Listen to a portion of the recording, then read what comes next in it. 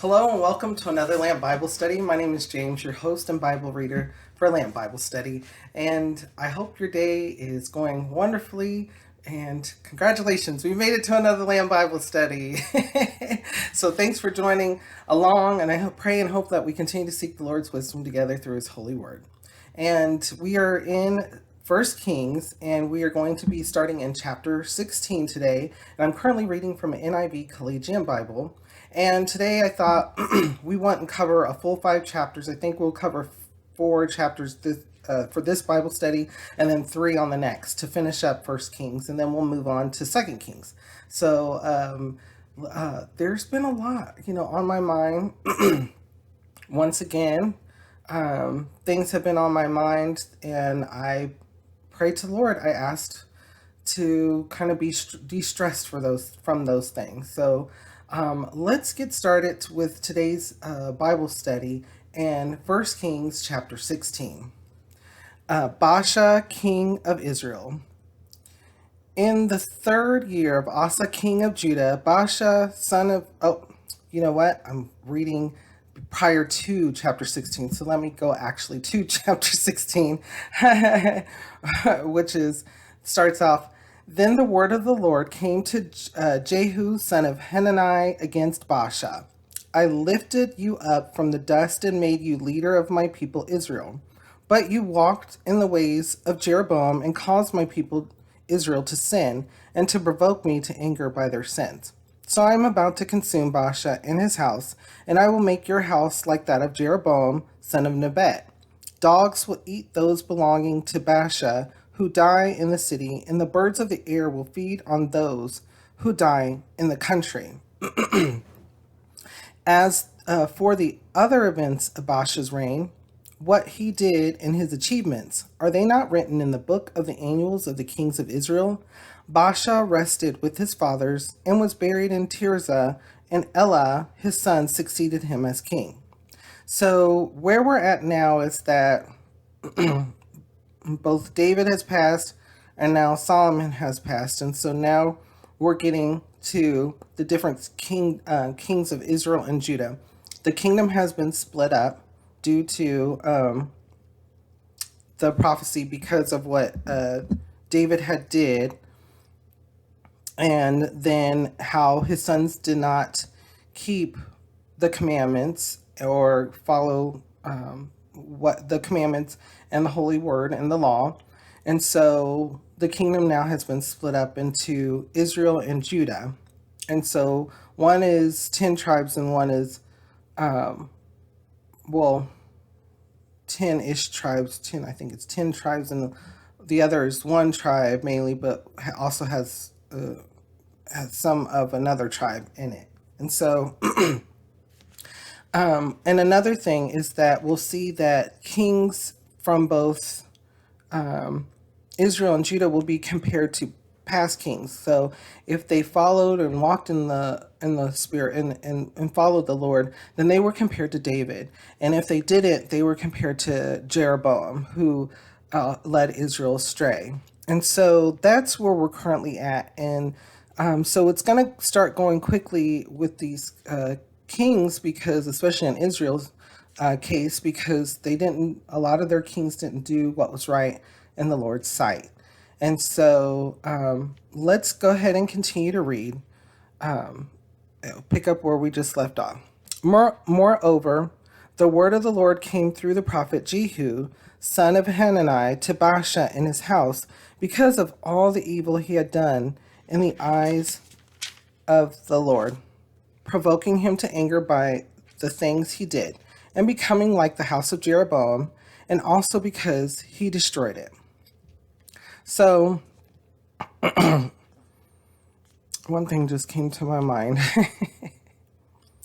So, a lot of these people, a lot of these generations weren't alive when, of course, Israel came out of Egypt, and then they weren't alive when Israel entered into the promised land. They didn't see how the Jordan had dried up. They didn't see a lot of the stuff that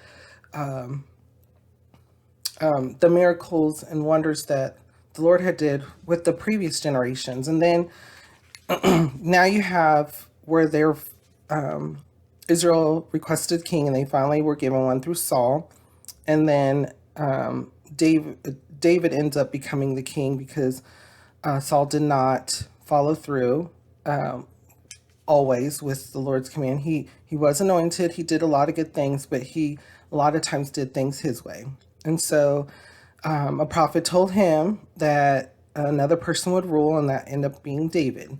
And so then David did a lot of good things, and really knows how to express gratitude and being humble and worshiping the Lord.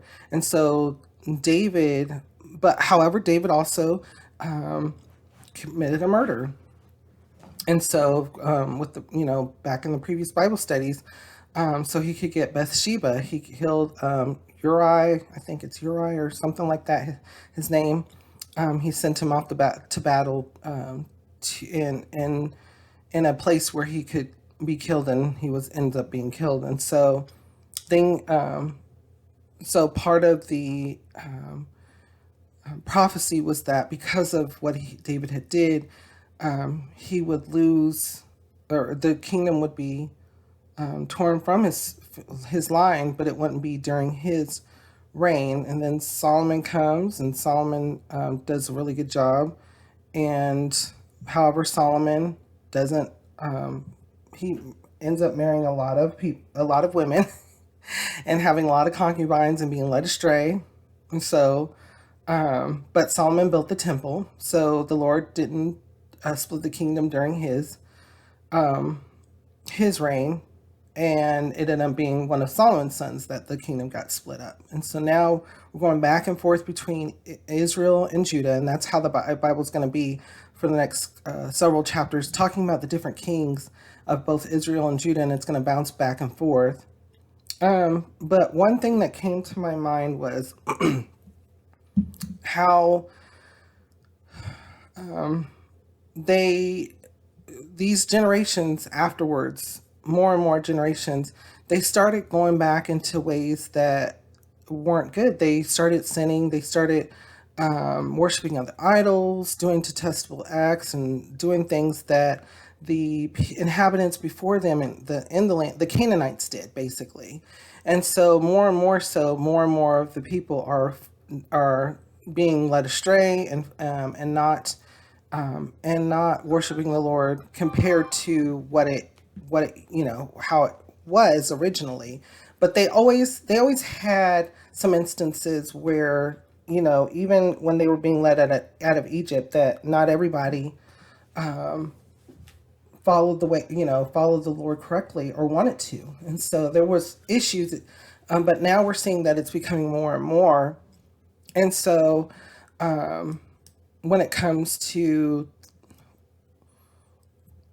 how people react to things, and knowledge of history, and then keeping that knowledge of history, and learning from past mistakes. And instead of learning from past mistakes, people start to repeat those things, bringing past to present. Does that happen today? Yes, absolutely. Sometimes you have people, especially generation, that will go through something, and then eventually that generation gets more mature or dies off or what have you, and other generations come and they didn't see or go through the same situation. So then you start having people who doubt that those things even happened or existed. Some people who don't believe, or may think that there's some alternative or some option that somehow can be that there's no learning from prior history and prior experience, that it won't happen again. And so, do things like that happen today? Absolutely. And so we're in a position that we are able to see examples through the Holy Word, that not taking into account what has actually happened in history can cause issues to be repeated, right? And so I believe that even as a society today, that if we don't take into account what has happened and learn from the past, whether they be good things or bad things, mistakes or benefits, etc., and take those and continue to grow on those, if we don't do that and we become just not either complicit or not, ignoring the facts, ignoring history, then we can end up repeating, and it could be even worse because people may not have the same information and may not understand how to obtain the correct information or the correct answer when it was already provided. So there's a lot here, especially bringing past to present. What kind of thoughts or feelings come to your mind when we read over this? How does it make you feel and what does it make you think? Let's continue to read. There's a lot we have to cover today. Elah, king of Israel. In the 26th year of Asa, king of Judah, Elah, son of Baasha, became king of Israel, and he reigned in Tirzah 2 years. Zimri, one of his officials, who had command of half his chariots, plotted against him. Elah was in Tirzah at the time, getting drunk in the home of Arza, the man in charge of the palace at Tirzah. Zimri came in, struck him down, and killed him in the 27th year of Asa, king of Judah. Then he succeeded him as king.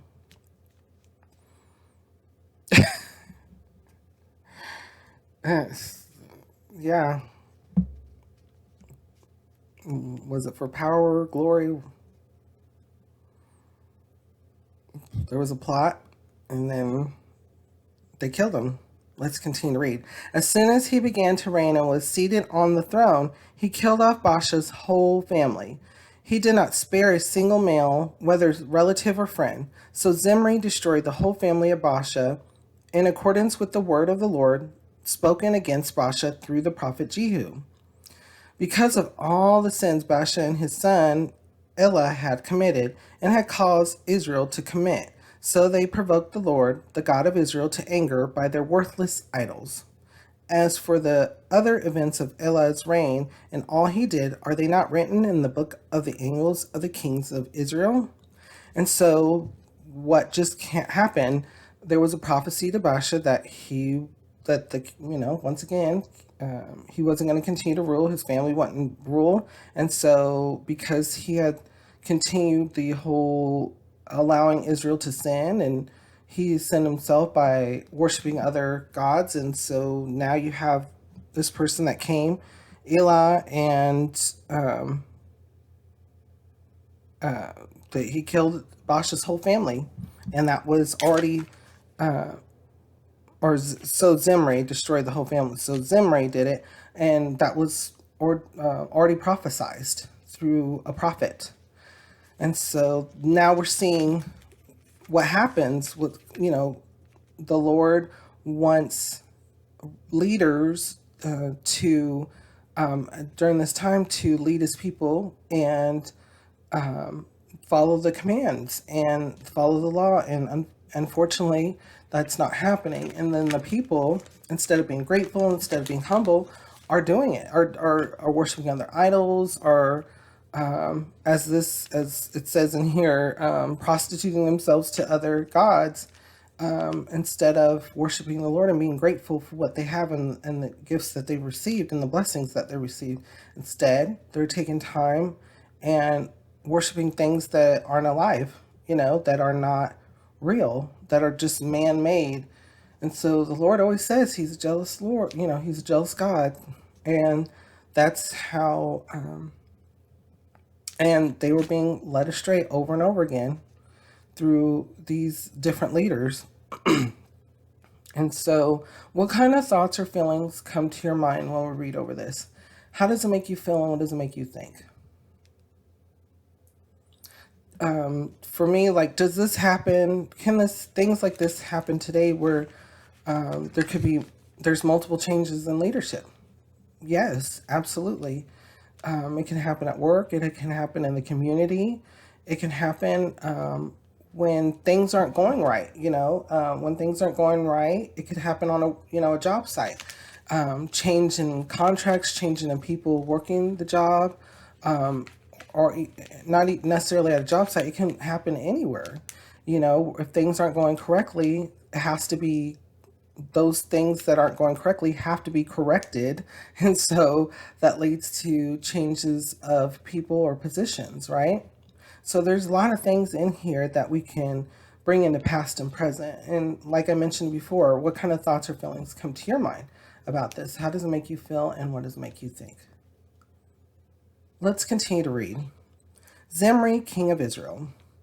In the 27th year of Asa, king of Judah, Zimri reigned in Tirzah 7 days. The army was encamped near Gibbethon, a Philistine town. When the Israelites in the camp heard that Zimri had plotted against the king and murdered him, they proclaimed Omri, the commander of the army, king over Israel that very day, there in the camp.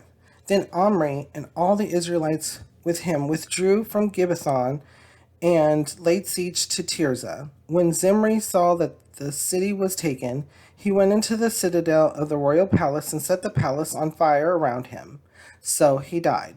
Because of the sins he had committed, doing evil in the eyes of the Lord, and walking in the ways of Jeroboam, and in the sin he had committed and had caused Israel to commit. As for the other events of Zimri's reign and the rebellion he carried out, are they not written in the books of the annals of the kings of Israel? Are they not written in the book of the annals of the kings of Israel? So, once again, Zimri, he only reigned in 7 days.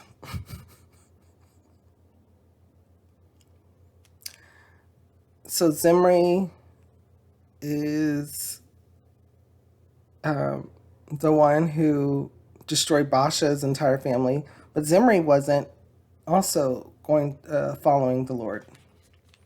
So he didn't reign very long. And so that can happen. Like I just mentioned, quick changes in leadership, bringing past to present. That can happen. Does that happen today? Yeah, it happens.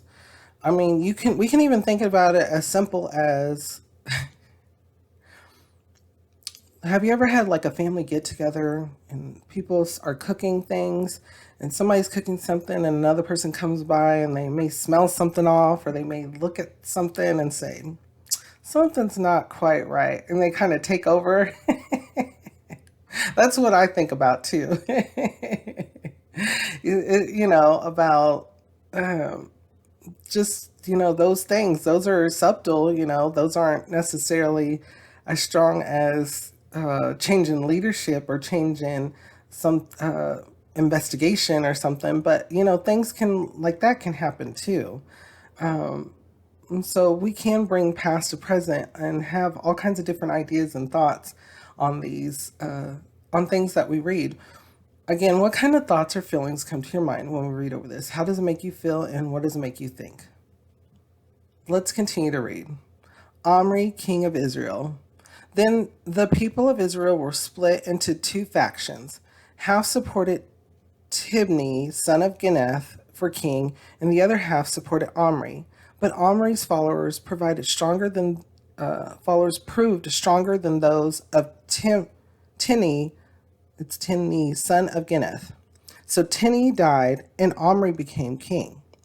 In the 31st year of Asa, king of Judah, Omri became king of Israel, and he reigned 12 years, 6 of them in Tirzah.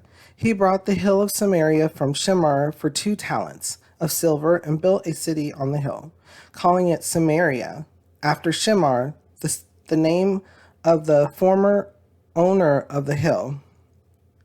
So this is very important. I believe this is the same Samaria that we're going to hear over and over again. So take note of this. This is the beginning of Samaria. So yeah, I believe that's going to come in several other places of the Bible, including the New Testament. So take note of Samaria. Let's continue to read. But Omri did evil in the eyes of the Lord and sinned more than all those before him. He walked in all the ways of Jeroboam, son of Nebat, and in his sin, which he had caused Israel to commit, so that they provoked the Lord, the God of Israel, to anger by their worthless idols. As for the other events of Omri's reign, what he did and the things he achieved, are they not written in the book of the annals of the kings of Israel? Omri rested with his fathers and was buried in Samaria, and Ahab, his son, succeeded him as king. So we're starting to notice that Asa reigned for a while. Asa also followed in the footsteps of the Lord, but Israel's going through one leader after another, after another, after another. And none of these are following the Lord. Is there a pattern?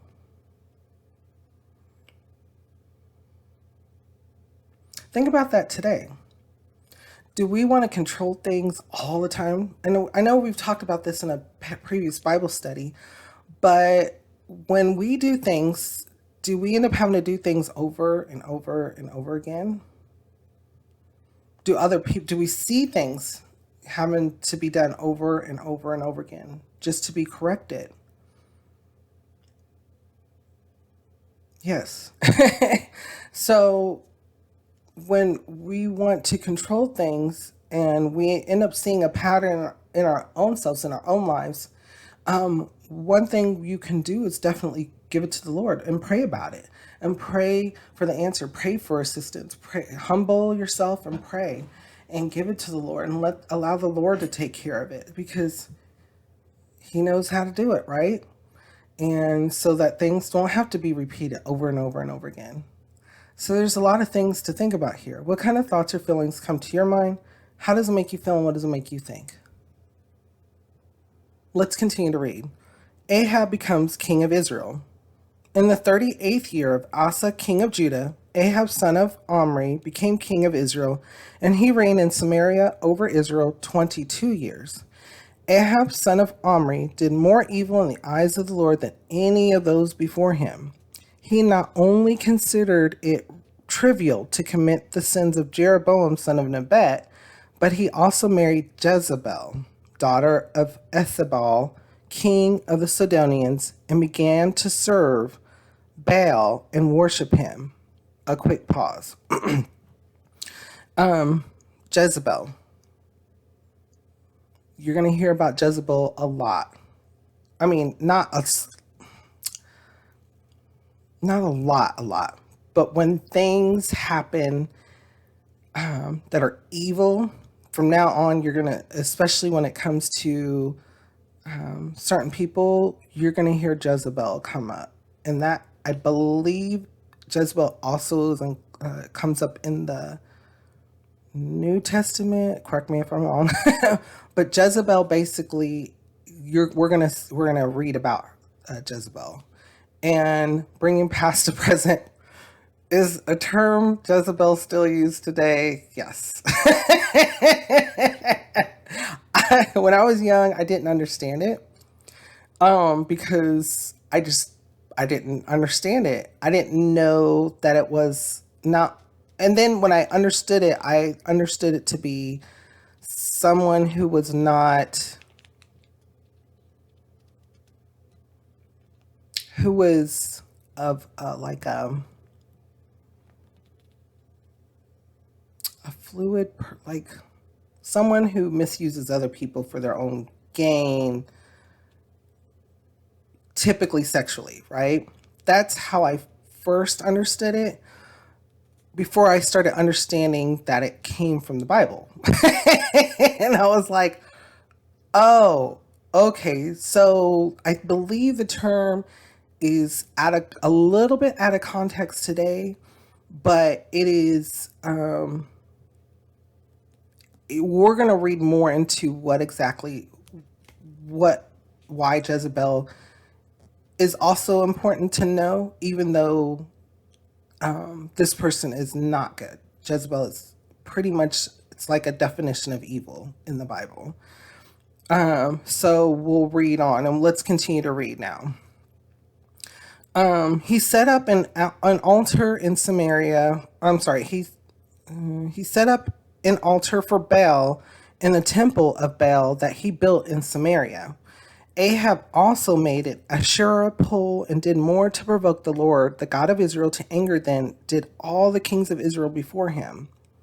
In Ahab's time, Hill of Bethel rebuilt Jericho. He laid its foundations at the cost of his firstborn son, Abiram, and he set up its gates at the cost of his youngest son, Segub, in accordance with the word of the Lord spoken by Joshua, son of Nun.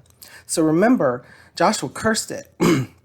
He cursed Jericho when walked around. They walked around Jericho, marched around Jericho for a couple of days, and then the last day was the seventh day. Please correct me if I'm wrong. They marched around it 7 times, and then blew the trumpets, and the walls came tumbling down. And then what's her name? Oh, I can't remember her name right now, but there was a lady that had tied a red scarf or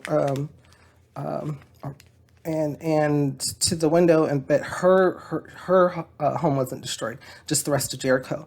And so what was important is that Jericho was one of the first cities on the other side of the Jordan that Israel came across to start taking over the land of Canaan.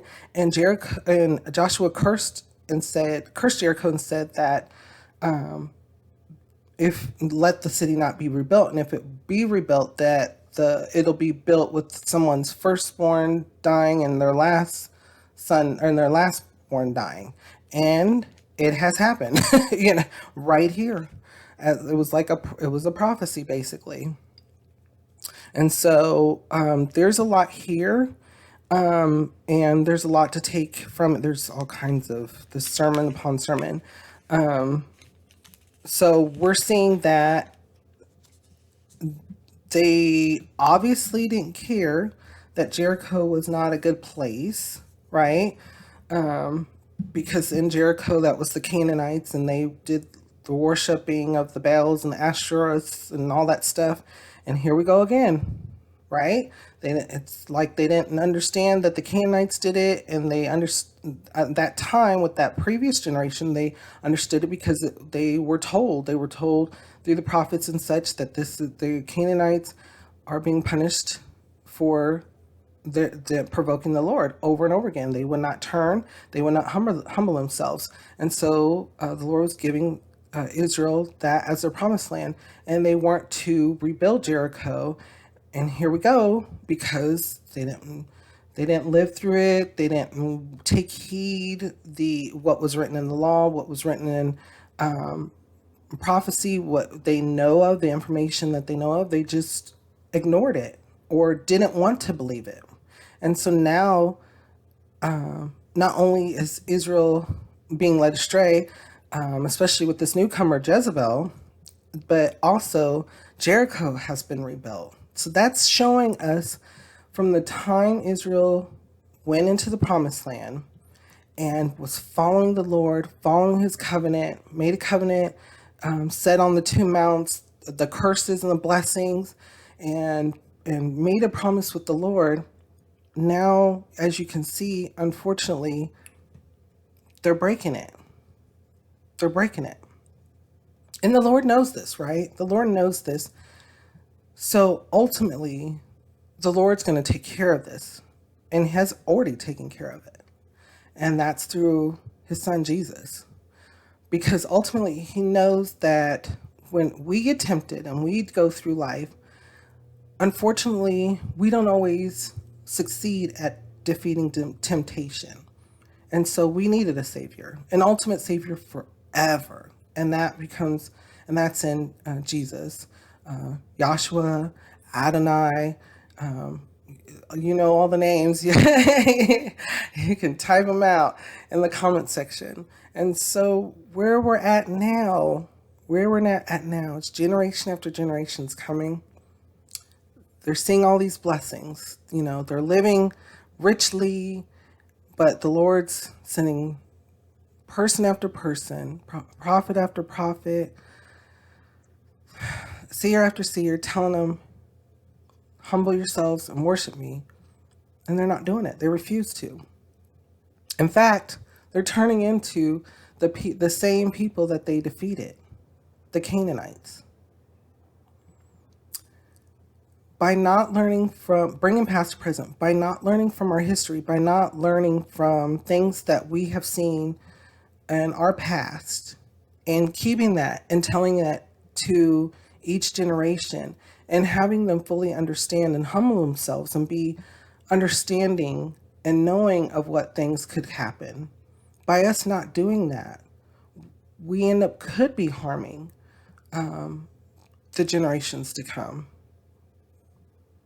So, I mean, there's a lot here. What kind of thoughts or feelings come to your mind when we go over this? How does it make you feel and what does it make you think? Let's continue to read. Elijah fed by ravens. Now Elijah the Tishbite from Tishbe in Gilead said to Ahab, "As the Lord, the God of Israel lives, whom I serve, there will be neither dew nor rain in the next few years except at my word." A pause. So we just spoke of one of the evilest persons in the Bible by her name is Jezebel. Now we're going to go, now it switches gears because Kings likes to do that. He likes to go back and forth to Israel, Judah. Now it's from bad to good. Okay. Elijah has been introduced. Elijah, we're going to learn and understand, is a prophet. Elijah,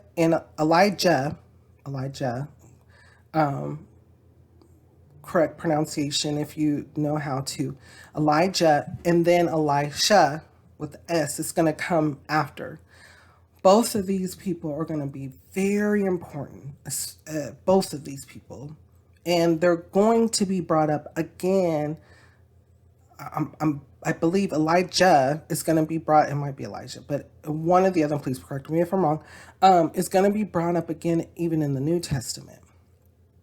But they play a very key role. So take note. So you may even want to take like a piece of paper or in your head or on a tablet or something and mark, okay, bad person, Jezebel, over here, good person, over here, Elijah.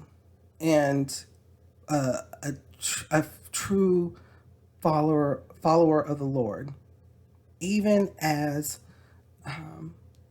compared to even as Moses, right? For those of you who do know. And so let's continue to read and see just how important Elijah is and what key roles he plays for all of it.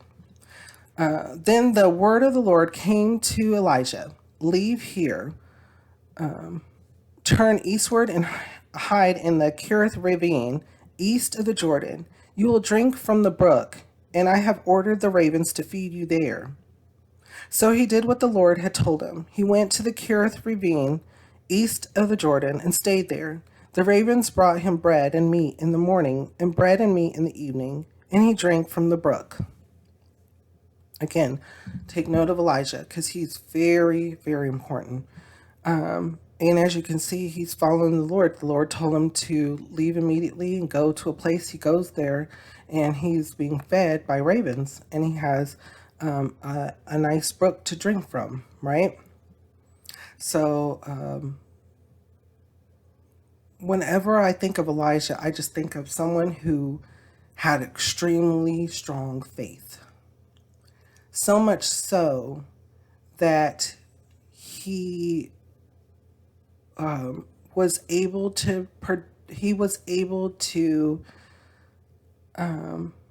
follow the Lord's commands, and things would happen, and he believed that they would happen. He believed that the Lord was utilizing him, bringing past to present. We have that type of faith? Do we have that type of faith that we wholeheartedly believe and that we can humble ourselves and ask the Lord for things, ask the Lord for help, ask the Lord for assistance to give us what we need, because he knows what we need to resolve our issues without controlling them. It goes back to that our control, right? By giving things to the Lord and humbling ourselves and then thanking him for when we do see the action taking place. And even when we don't see action taking place, having the faith, because remember, the Lord doesn't work in the background for us. He works in the foreground. We just don't see it all the time. It's not something for us to immediately see. He's prepared the way, and we are to listen and be guided by him, right? So whenever I think about Elijah, I think of someone with very, very strong faith and a close relationship with the Lord, and listening, and then following through with what he's being requested to do. So, reading over this portion, what kind of thoughts or feelings come to your mind? How does it make you feel, and what does it make you think? Let's continue to read. The widow at Zarapath. Sometime later, the brook dried up because there had been no rain in the land. Remember what Elijah said, there will be no rain, right? Then the word of the Lord came to him. Go at once to Zarapath of Sidon, and stay there. I have commanded a widow in that place to supply you with food. So he went to Zarapath. When he came to the town gate, a widow was there gathering sticks. He called to her and asked, would you bring me a little water in a jar so I may have a drink? As she was going to get it, he called and bring me, please, a piece of bread. As surely as the Lord your God lives, she replied, I don't have any bread, only a handful of flour in a jar and a little oil in a jug. I am gathering a few sticks to take home and make a meal for myself and my son.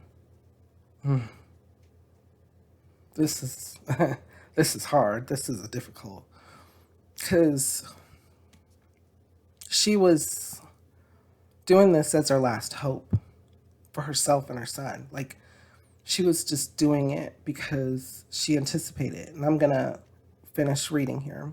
I'm going to reread this part. As surely as the Lord your God lives, she replied, I don't have any bread, only a handful of flour in a jar and a little oil in a jug. I am gathering a few sticks to take home and make a meal for myself and my son, that we may eat it and die.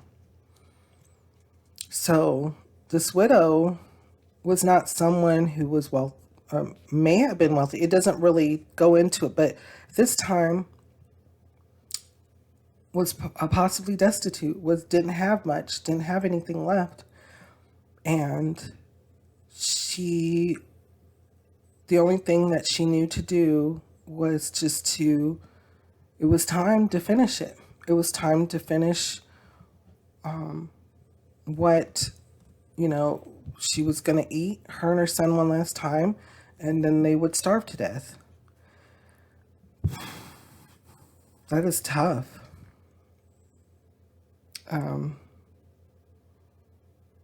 That as a society, even then, people would starve to death. Do things like that happen today? Yes.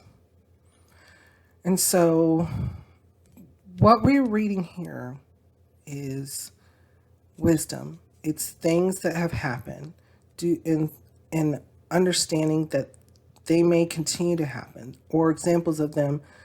They may be a little bit different, but do they happen today? A lot of times it's yes. And so what this whole book is about is wisdom and love. When we learn something and we love someone so much, don't we want to teach them? Don't we want to reach out to them and have them learn what we know, our knowledge? And that's what this is about. So here's someone, again, who's on their last leg, on their last standing, and they're preparing themselves for the end. What kind of thoughts or feelings come to your mind when we read this? How does it make you feel, and what does it make you think? Let's continue to read. Elijah said to her, don't be afraid. Come home and do as you have said. I'm going to read this again because it hits every time. Because I believe the Lord was speaking through Elijah. Really? Elijah said to her, don't be afraid. And the Lord says that to us too. Don't be afraid. We can give our feelings, our situation, our trust to the Lord because He knows and He always comes through. He always comes through because He loves us so much. And so our thoughts, our concerns, our situations, we don't have to control everything. We can give it to someone. We can give it to a living God who knows what we need. Let's continue to read. Go home and do as you have said. But first make a small cake of bread for me from what you have and bring it to me. And then make something for yourself and your son. For this is what the Lord, the God of Israel, says.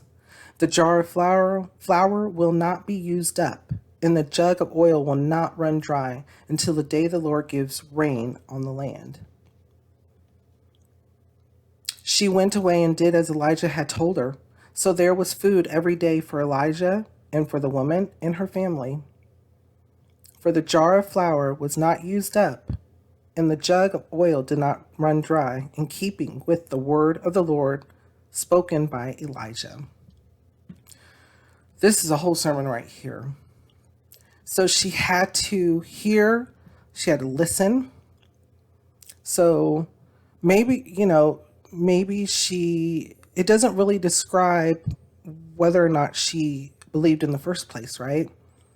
But she had to listen, she had to hear, and she had to have faith. She had to believe what Elijah said about from the Lord God and have faith in the Lord. And she went home. She did as he stated, as she had faith that things would be okay, and they were. Think about that. Bringing past to present. Are there times where we are scared to do things? Where we are scared to help one another?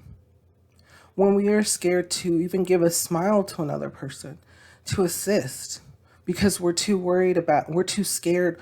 There's a lot of things that I believe that we do, but what the actual feeling is there for ourselves is fear. When we don't help each other, when we don't give, when we don't assist, when we don't want to help others, it's because of fear. Deep down inside, fear for oneself. Now, whether that's feeling of selfishness or not wanting to help others, or feeling that you may be utilizing something that you may need, may be very important. My always suggestion for these things are pray about it. Give it to the Lord. Pray because you'll have that peace. The Lord will answer and bring you that peace in order to assist, in order to provide, in order to give. It's not just about work. So people talk about that too, and we'll get to that again in the New Testament as well. So some people will give and they'll just give just because they feel obligated. And that's not necessarily maybe something to help. It may not be the time for it either. When the giving and the blessing happen, it comes in due time. It comes in the Lord's time.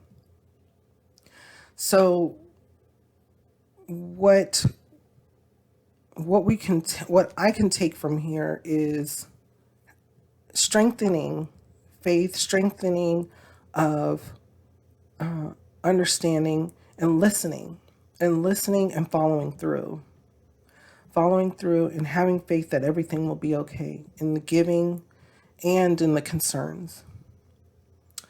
What kind of thoughts or feelings come to your mind over this? How does it make you feel, and what does it make you think? Let's continue to read.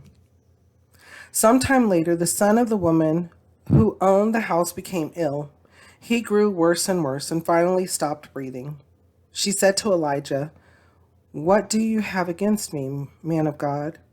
Did you come to remind me of my sin and kill my son?" So she was a widow. I'm not quite sure exactly what specific sin she's talking about. Maybe it was that she wasn't worshiping the Lord. Maybe it was that she wasn't following the commands until, recently, until now she's with someone that is a prophet, is a man of God. And so now she's like understanding because things have been fulfilled. But now her son has gotten sick, right? And so when things turn bad, people want to start blaming, right? They start wanting to blame. They want to find something to blame. Do we do that today? Yes. Denial. What is it? Dabda. What is it? The whole acceptance or denial. I can't remember all the whole acronym, but it's like, what is it? Bargaining, denial. Just, but do we want to find someone to blame for anything, even that it's non-controllable? Yes. And so when times get tough, so things could be good and then something bad happens. Lean in more to the Lord. Lean in more. The Lord can provide the strength. The Lord can provide the answer. Let's continue to read. Give me your son, Elijah replied. He took him from her arms and carried him to the upper room where he was staying and laid him on his bed. Then he cried out to the Lord, O Lord my God, have you brought tragedy also upon this widow I am staying with by causing her son to die? Then he stretched himself out on the boy 3 times and cried to the Lord, O Lord my God, let this boy's life return to him. Take notice of what he's doing too, because there's going to be similar replications in different ways throughout the Bible when it comes to this particular scene. I want to say in the New Testament is where you'll see certain things that are going to be similar to this, right? So take note of this whole action that he took the boy upstairs, laid him on his bed, and cried out to the Lord, and then stretched himself out on the boy 3 times. Let's continue to read. The Lord heard Elijah's cry, and the boy's life returned to him, and he lived. Elijah picked up the child and carried him down from the room into the house. He gave him to his mother and said, Look, your son is alive. Then the woman said to Elijah, Now I know that you are a man of God and that the word of the Lord from your mouth is the truth. Whew, amen. The Lord can utilize us. The Lord can utilize us and speak through us. And the Lord utilized Elijah, and he spoke through Elijah, as we can see, and he also brought this child back to life. And the woman was blessed. The woman was blessed. He had faith, and he had faith that the Lord would bring the boy back, and the Lord brought the boy back. It says a lot. It even talks about if we had faith of a mustard seed, and we'll get to that too, what we can do with that. So there's a lot here, bringing past to present.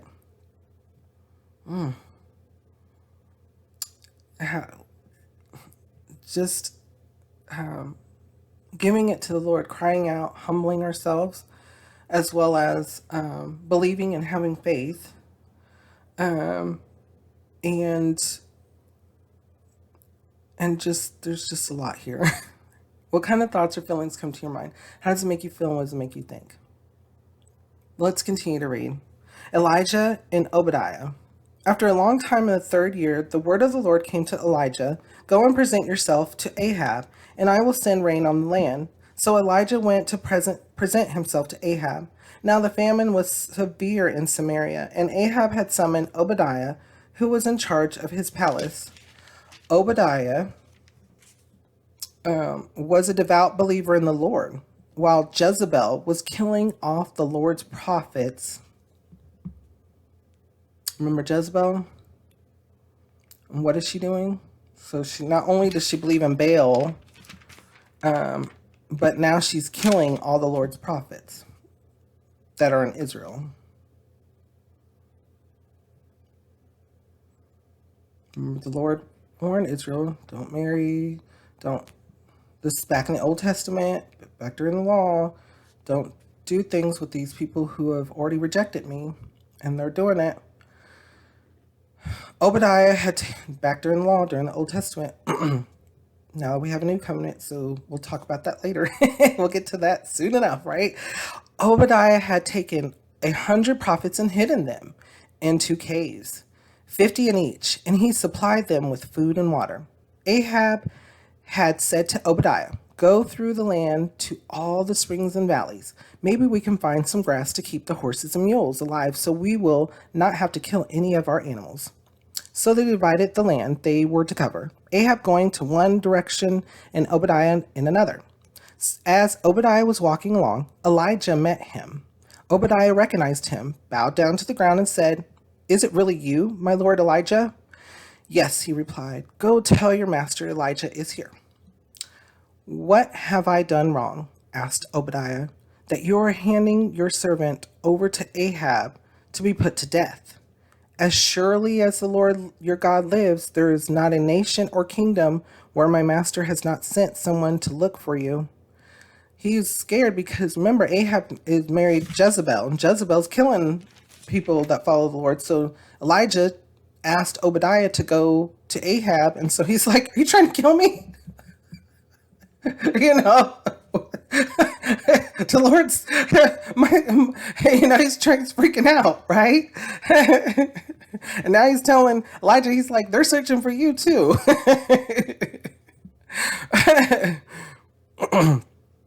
And so let's continue to read. And whenever, I believe that's what he's telling them. I think he's saying, please correct me if I'm wrong. Let's continue to read. And whenever a nation or kingdom claimed you were not there, he made them swear they could not find you. But now you tell me to go to my master and say, Elijah is here? I don't know where the Spirit of the Lord may carry you when I leave you.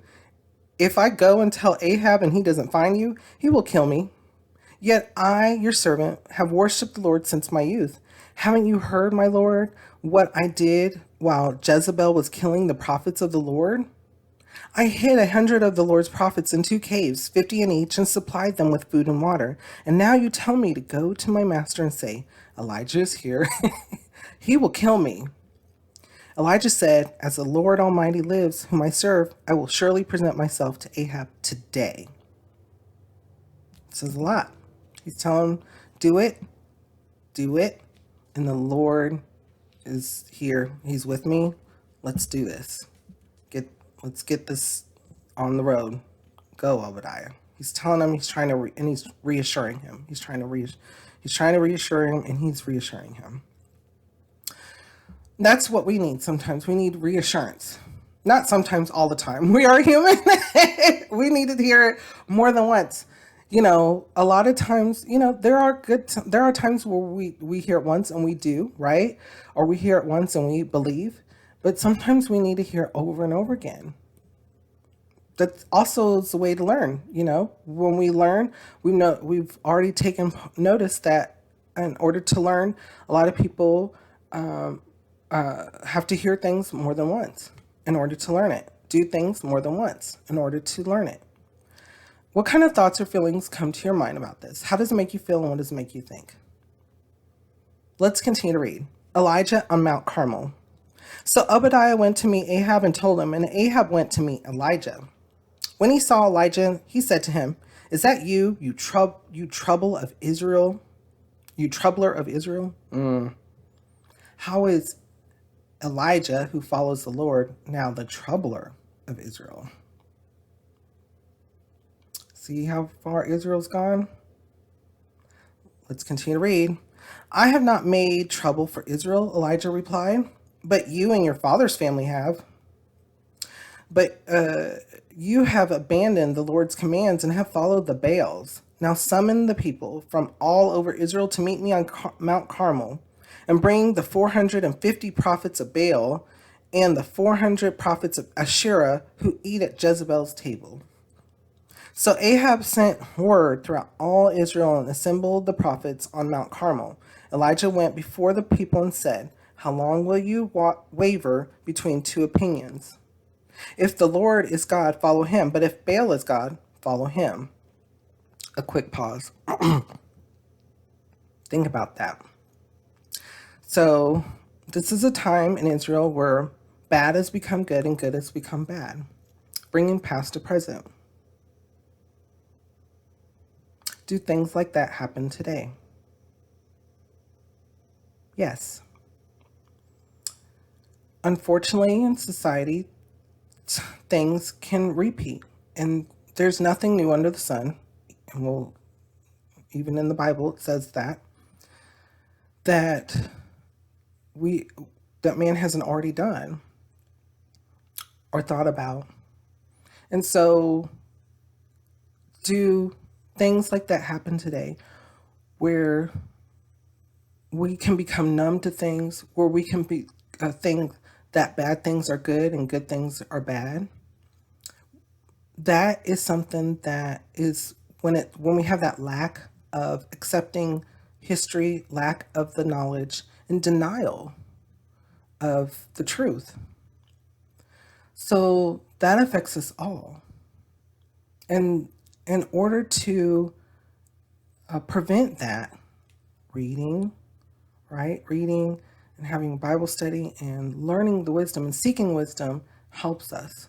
What kind of thoughts or feelings come to your mind about this? How does it make you feel and what does it make you think? Let's continue to read. But the people said nothing. Then Elijah said to them, I am the only one of the Lord's prophets left. So we went from Israel having the Levites as prophets. Now Israel only has one prophet, as Levites as the priests and such. And now we only have one prophet left, one person that's claiming that they are a true follower of the Lord and left in Israel as a prophet. Says where they've gotten to.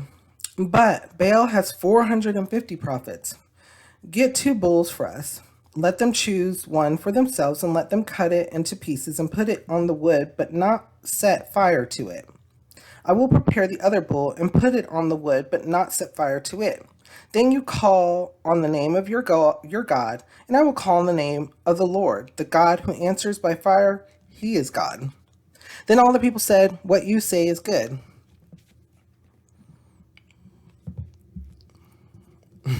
To me, like at this point, they're just so ignorant and in denial that let's continue reading. Elijah said to the prophets of Baal, choose one of the bulls and prepare it first, since there are so many of you. Call on the name of your God, but do not light the fire. So they took the bull given them and prepared it. Then they called on the name of Baal from morning till noon. Now this is just how people will get when it just shows us just how when people reject the truth, how far a person can go.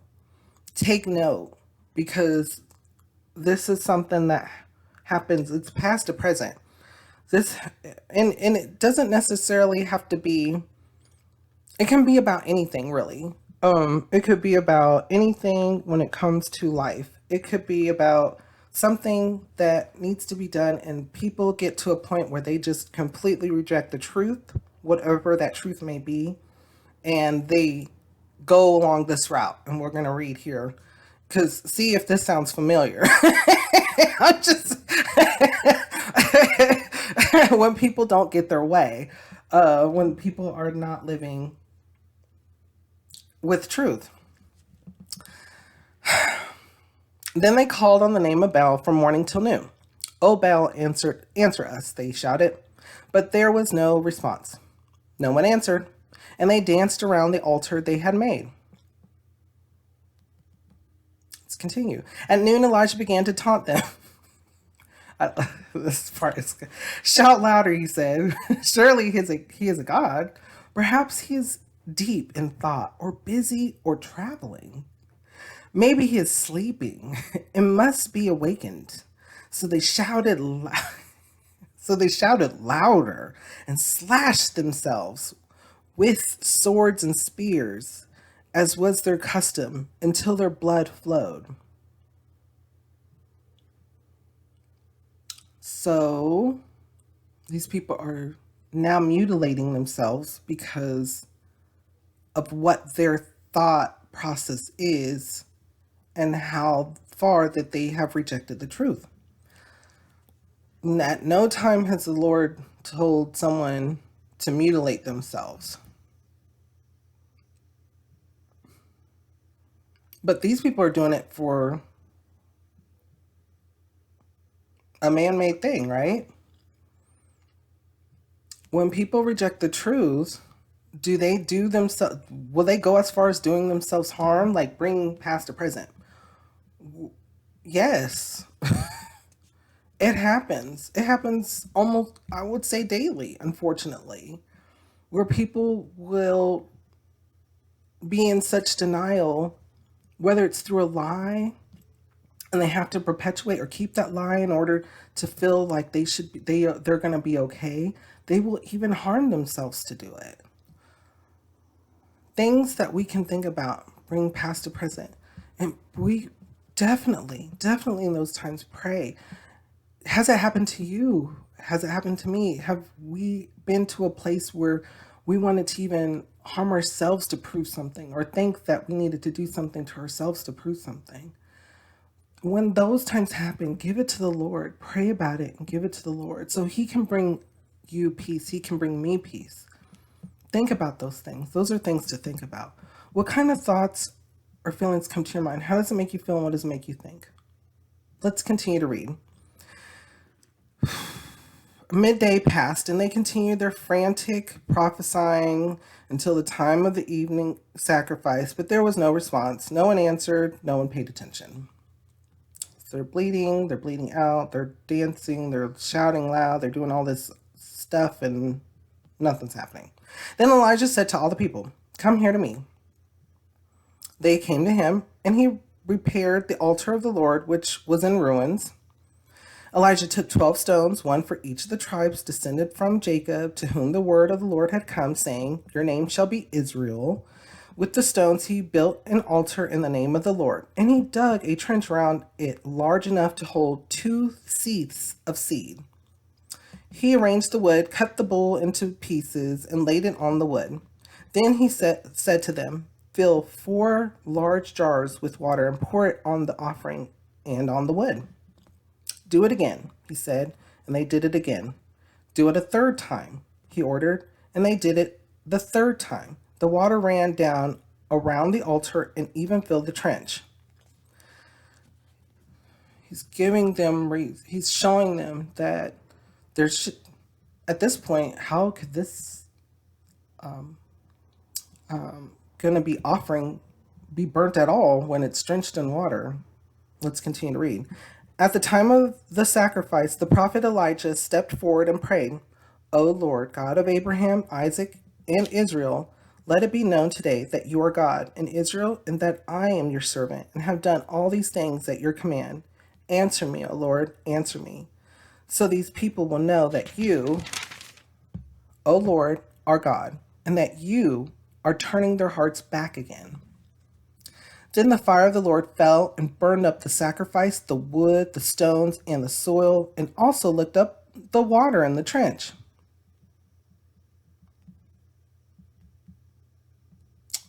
Faith, faith, believing and loving, giving that love back. Amen.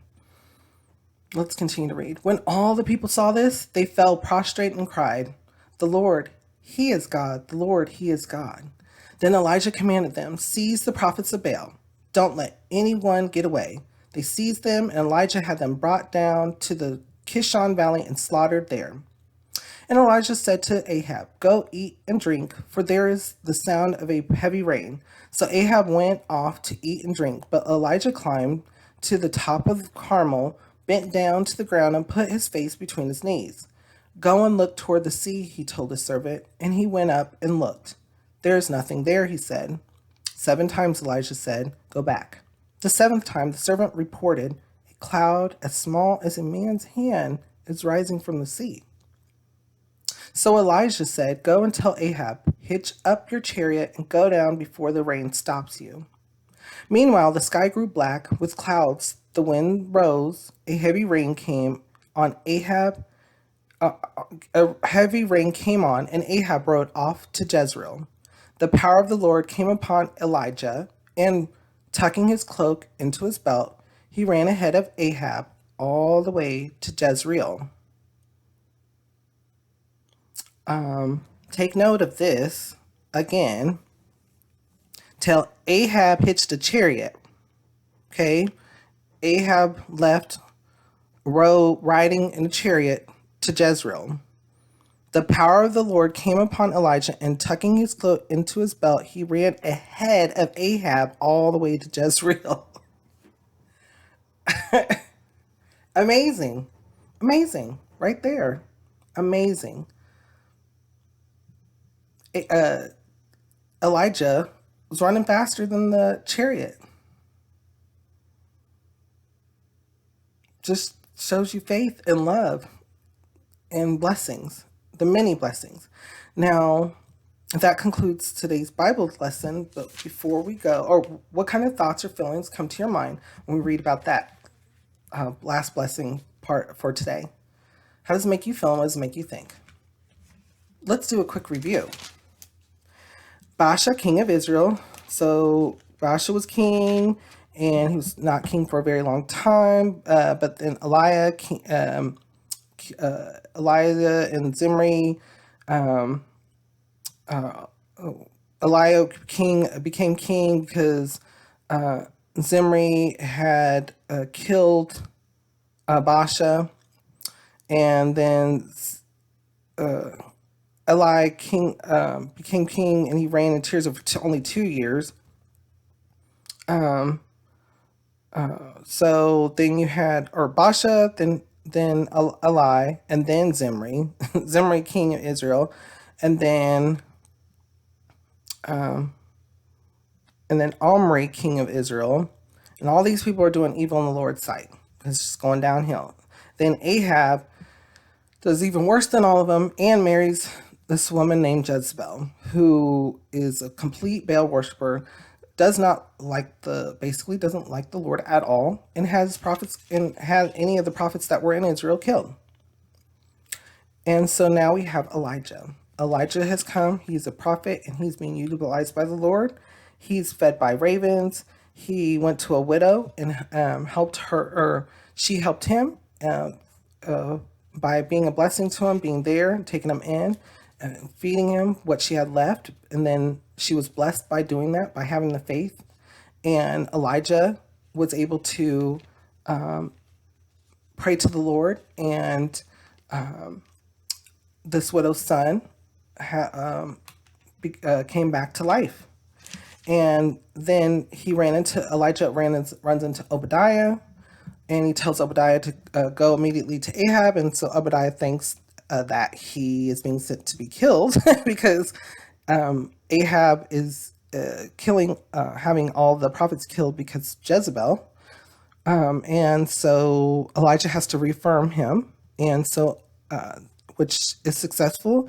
And so Obadiah goes to Ahab, and Ahab goes out to meet Elijah because he's ready to put an end to Elijah. But Elijah proves and shows them that there is a living God. There is a difference between fake and what's real. And so, and by having faith, he shows all of Israel that there still is a living God and that he loves them.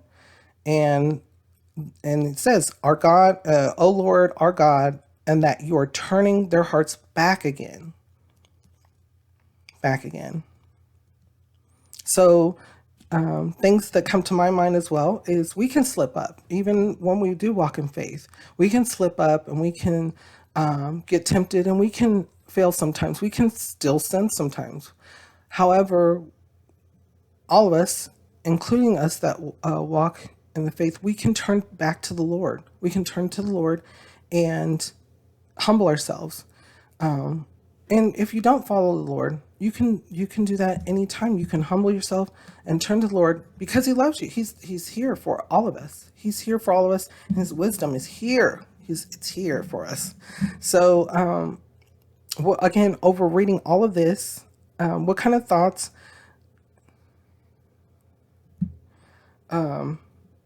What kind of thoughts come to your mind? I just went over 3 chapters. I might do. I think I'm going to do the 4 chapters in the next Bible study. But what kind of thoughts or feelings come to your mind? How does it make you feel, and what does it make you think? Thank you once again for joining me in another Lamp Bible study. We went to chapter 16, 17, 18. There's a lot here, and it's very important. The next Bible study, I will try to get through the end. I'm not quite sure because there's even more so, because then we get introduced to Elisha. We'll see. We may only do a couple chapters next time, too. I pray that we continue to seek the Lord's wisdom together through His holy word. Please continue to pray for me as I continue to pray for you. These Lamp Bible studies come out every Tuesdays and Thursdays on the YouTube page, on the YouTube channel. And I do have also Instagram page as well. So take a check on that. If you have any questions, comments, concerns, you can always leave them in the comment sections. If you know how to pronounce the old names and such correctly, leave those in the comment section. I always thank you for those. And if you want to do more with Lamp Bible Study, there's the email contact as well in the YouTube page under contact. So once again, thank you very much for joining. I hope we continue to seek the Lord's wisdom together in His holy word. Be on the lookout for more flashlights and highlights throughout the week. So wherever you are, have a blessed morning, a blessed day, a blessed afternoon, a blessed evening, a blessed night. God bless.